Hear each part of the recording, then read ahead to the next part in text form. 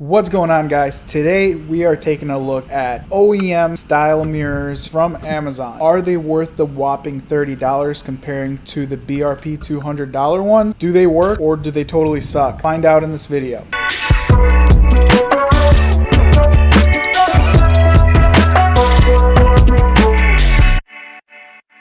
Ever since I got the Can-Am, I always felt like I need mirrors, not just to see who's on the side or behind me, especially on the dunes, but backing this thing up sometimes does really suck. Especially the way I got my tilt trailer set up in the garage.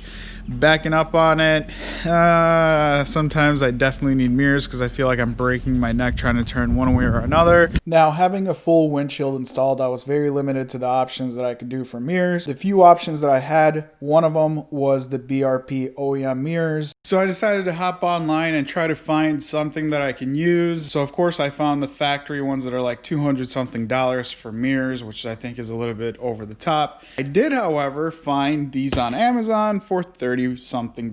So I figured even if they suck, the garbage bin is right there and it's not going to hurt me. So I ended up getting them. Now, I did some research on these and they definitely have a bad rep. The reason why they have a bad rep is because of the adjustability. Digging further into it, I realized that this plate, where the ones from Can-Am says Can-Am and this one is blank, comes off, and you have a little nut here that you have to loosen in order to be able to adjust it up and down, the actual glass in there.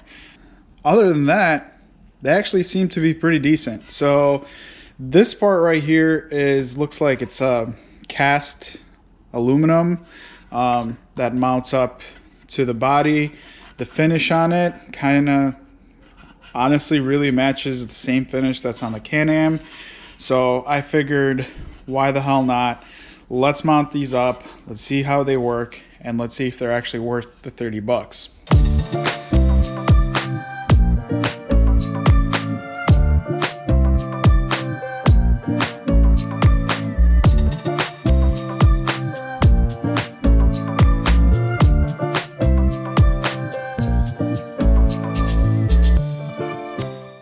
I would recommend putting some Loctite on here just to make sure that they don't back out.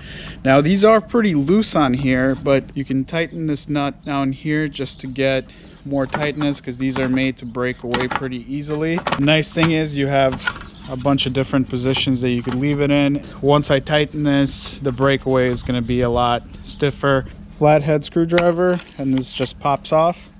Loosen this guy up. And now we have full adjustability up, down, whichever way you need to go, which is quite a bit of adjustability actually. So now that I got my mirror adjusted, all I'm doing is tightening this back up and putting the little cover plate on it.